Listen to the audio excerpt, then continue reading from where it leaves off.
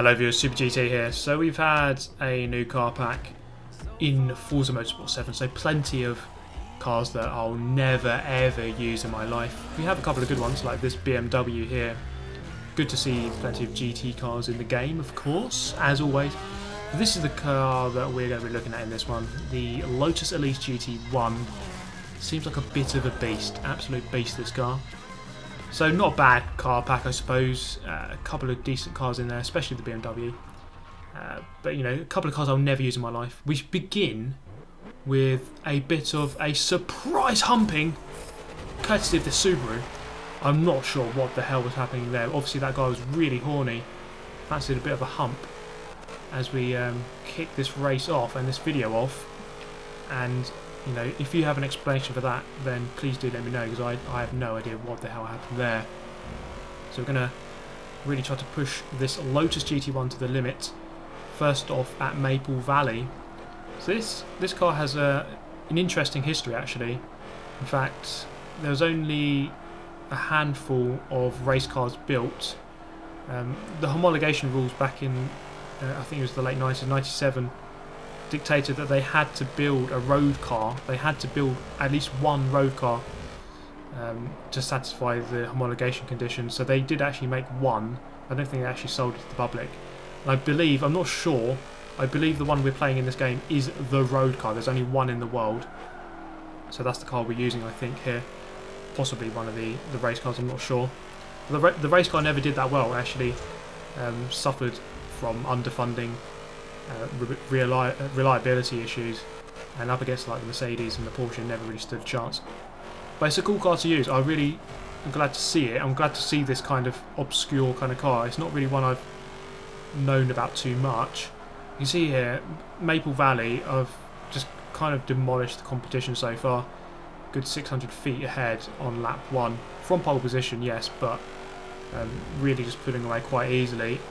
And you can see here at the end of the race, 3 laps in total, so the gap well over 1,000 feet. Quite an easy, convincing victory to kick off proceedings in the Lotus GT1. So it seems like a very fast car for this class. This is S-Class, by the way. So Sebring, let's see how this one will bring us plenty of trouble, no doubt. GT4 to my right hand side, we've reviewed that car in the previous video. It seems to be a very, very good car in S-Class. So I'm up the inside, the typical inside line which I tend to take at Sebring, tends to always work. But you can never know around this second corner on the short version. Well, actually you do know what's going to happen, and you're going to get smashed about. So it is actually a certainty. But eventually we get through all that chaos in 5th place, so it wasn't too bad. So did get spun around, did a nice little 360. Up the inside of this guy, I don't think he was quite aware that I was going for that dive bomb of the century, but oh well. We're through, up into 4th place. So Sebring, I mean, when I think of this circuit, this exact circuit here, I think of straight line speed, because you've got 2 very long straights, the second of which is here, and then of course you've got the main straight as well. But this car, I mean, Lotus, I don't normally associate a Lotus with good straight line speed. Normally they're good for handling and brakes, but I mean, in this track, in this class, it seems to be absolutely fine. I'm not really getting left behind at all. Of course there are quicker cars in the straight line, but it's got such good grip going onto the straight so that you've got a good advantage already, and it takes a while for a car with good top speed to kind of overhaul that advantage. So coming through the first corner, Porsche up ahead, 2 cars up ahead. Let's see if we can go for the double move. 2 Porsche, I think, going casually up the inside of both of them. Braking a little bit early there, bit of contact, but they're both wide, and then it's going to be an easy double overtake on the exit of this double complex though. I just see those 2 barriers come together and then contact. So once again, Forza drivers showing literally zero awareness. It seems when they go off the track, they just don't really look where they're going and just rejoin no matter what. And as a result, they just kill each other. And you know, it's just baffled me really that people don't seem to learn their lesson. So that was the end of lap 2, this is the end of lap 4. It was a 2nd place, the guy in the lead was uncatchable. So I'm going to test out a bit of the overtaking ability here at Silverstone. So a British car, British circuit, let's see what we can do then. Dropping down into 20th, so one guy not starting, so pretty much dead last. And we've got our typical early doors carnage through turn 2 into turn 3. Then looking okay, but then we're going to get speared from behind by, I think, an Alpha 33. You can't really write this stuff, can you? Into the hairpin. A couple more punts. I've punted the Eclipse. He's just about kept going though. These two guys getting tangled up with each other. And on the exit here, up into 9th place. So we went down to 20th, already back up into 9th. That's how easy it is. And then at the end of lap number 1, so only 2 laps here, we have our typical British weather. So it has begun to rain. And we are hunting down this little tidy pack of 3. Actually, make that 2. That guy's just spun out, so up into 5th place. And now hopefully we can reel in these 2 guys very quickly. You see there's a gap of about 1 or 2 seconds. Through the first apex, takes it beautifully. This car is just so planted. It's just so easy to drive. It doesn't really have many issues. Up the inside, dive bomb of the year. Look at that. Easily done. Look for the second one. It's going to happen. It's going to happen. There we go. Past another Lotus. So 5th to 3rd. A good couple of corners. And looking around the outside of the other Lotus. And I just actually run a little bit wide there onto the grass. It's going to be a drag race. So perhaps the downside, I'm actually getting out-dragged by another Lotus here. So perhaps, yeah, the downside is straight line speed. But it isn't awful by any means. Just keeping it around the outside. And it's just so civilised. It's so easy to drive. And it's just no real drama in this car at all. The tune I'm using by GTz Liquid seems to be very solid. And then onto the old back straight. Coming into Copse Corner, this Lotus looking for the move. It's not normally the best place to overtake unless you're already alongside. He's not going to go for it. I mean, he's going to have to outbrake me, and I'm in a Lotus with amazing brakes. It's not likely that that's going to happen. So I'm going to keep 3rd place. Let's see how this car deals with this section. So the car feels fairly stiff, a little bit stiff. But stiffness does often equal stability, and you know it's easy to drive a stiff car. It's just sometimes you might want it to turn in a little bit easier. But through there, okay, onto the hanger straight, and then into Stowe Corner. See the gap to the Porsche up ahead. He's taken that corner very wide. I've gone initially wide, but then you look for that later apex. I suppose in the wet weather you don't always want to take the apex. Although I don't think they've actually really modelled that in the game, because in real life often you take a wider line when it's wet weather. The grip is different from the left or the right to the track, but I don't think in this game they've really modelled that. I think it's just equal from the left to the right of the track, or the inside and the outside. So we're going to move to Nurburgring, the Grand Prix circuit at night. I just much prefer driving during the day. I don't know about you, but I would have much preferred a day race. Oh well. Into the first corner. I think the night nature of this race has perplexed most of these guys, as it's turned into a car park, probably because they just could not see anything, or they have no sense. Probably the second one. And through turn 2, looking up the inside of a Porsche. Porsche seems to be a very common car used in S-Class, popular brand now. And then through 3 into the right of 4, we have a runaway person in a Honda NSX. So let's go about hunting him down, and let's see how we can open up this car around the Nürburgring Grand Prix circuit. It seems like a very nice kind of track for this car. So we don't have a huge amount of long straights. Obviously there's lots of, I mean this is a straight I suppose, but it's not, you know, not really long. Coming down the hill, looking for the curb on the left hand side. There it is, just brake at the beginning of it. Down a couple of gears, initially to 3rd, then down to 2nd. Running a little bit wide on the exit, not too bad. The Schumacher S, we're looking for the curb on the right hand side. You can just take that curve slightly. I don't actually take it this time. Just easing myself into this race, I suppose. Not want to push too much. But we are definitely gaining on the Honda NSX up ahead.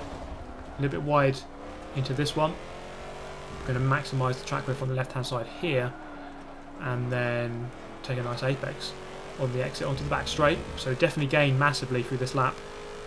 Only 2 laps though. I mean, I really think the lap counts need a lot of work, because I mean, just playing Gran Turismo, and the races last maybe 10 minutes, which is it's just a nicer length of the race, and this is just going to last 4 minutes, which is just far too short. I think it's just far too short, and it promotes an eagerness to just to do everything on the first corner, as I almost collide with the NSX. It promotes an eagerness to just do everything in a rush. I mean, if you're last and the race is only going to last 4 minutes, you just need to overtake everyone rapidly. So people are just going to lunge, you know, on lap 1 and just kill 40 people. That's kind of what it promotes. And also my main thoughts, as I can barely get my words out here, is that there's no reward for being clean in this game. There's nothing. If you're clean, you don't get anything extra. So I mean, that could have some work. I think if you just had, let's say you did a clean lap, give you know, a 10,000 credit reward. It's just something simple like that. Just give loads of credits basically. But you know, maybe Forza 2000 they might actually implement something like that. Anyway, around the outside, just about avoiding contact with the NSX, and I did make contact with him on the exit of turn 4, but that was clean there through the left and right of 5 and 6, and then down into 7. Once again, look at that brake marker. So this Honda NSX seems fairly quick. It's right in our tail now, coming through the hairpin, down into second gear on the exit, and this time I think I will look for the curb on the right hand side. So you can dip 2 wheels onto there, just extend the entry, gives you a better angle as you come through that corner. Taking that perfectly, and I think he's tried to follow me through with an amazing line, but he just has not managed it. At the end of that race, a convincing win, so a decent little comeback there after getting spearheaded at turn 1. Now I'm going to give you an example of an actual clean start at Nurburgring. I often rate this as one of the worst first corners in the game, but this is going to be a good example of how it can actually go right sometimes. Maybe this is the 1 in 2 million races where you don't actually have a collision at turn 1, although there probably was a collision further back in the pack. The R34 here, a little bit wide, or a little bit early, going eager into turn 2. It's going to give him a poor exit into 3. I'm up the inside and on the right of 4. It's going to be a convincing victory once again, I think, on the exit of 4, just running away with it there.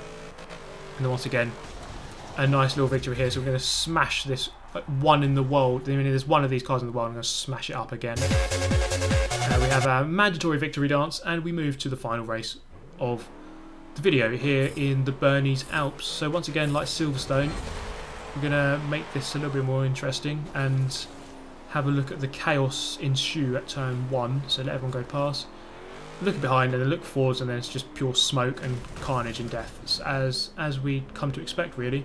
So a full road blockage there when people have just smashed into each other. Now we can finally get this race underway. Let's see how this car handles the Bernese Alps. Oh, okay, that guy just totally smashing into the other guy. I'm not sure what the hell, you know, what beef they had between each other, and these two guys as well. It seems like everyone just has beef with each other, basically. Welcome to Forza Motorsport 7. So coming down the hill, very fast section here, up the inside of the R34. Alpha 33, very slow. Did he swerve across there? I'm not sure what he was trying to do or achieve, but he certainly didn't achieve really much anything. Up the inside of that guy, he's spun out. Now I was confused about which configuration we were doing, so I almost went straight on into that tyre wall, just about saving the day with the amazing brakes this car has, and turning right into the tunnel section instead. So into 8th place. Going to try to make up as many positions as possible. Of course, that's the name of the game when you let everyone pass. Most of the time you can gain half of them back straight away because everyone's just upside down in the tyres. So in this case, going up into 8th place quite early on. So then up the hill, the car handling very nicely through these sweeping corners. This track is often about high speed cornering. Bernese Alps, that's the main association I make with this track, and you're going to have a great demonstration of that here. The F50, which in itself is an amazing S-Class car. I'm just going to casually go around the outside of him. That shows you just how ridiculously good this car is. It is so fast. And then down the main straight, behind a Mercedes, and we're going to demonstrate the brakes now, up the inside, a mega lunge, and we've made it stick. So that kind of shows you the two main strengths of this car. The amazing handling and the amazing brakes. Really good overall car this. I'd actually say it would probably change the F40 at most tracks. It's hard to tell because I don't think anyone in this lobby is, you know, like world class. I mean, myself included. I suppose I'd have a lot harder time if I was racing actually someone who was actually really quite good. in another Lotus or another Ford GT40. But as it stands here, making short work of the plenty of noobs on offer, eating them for breakfast basically.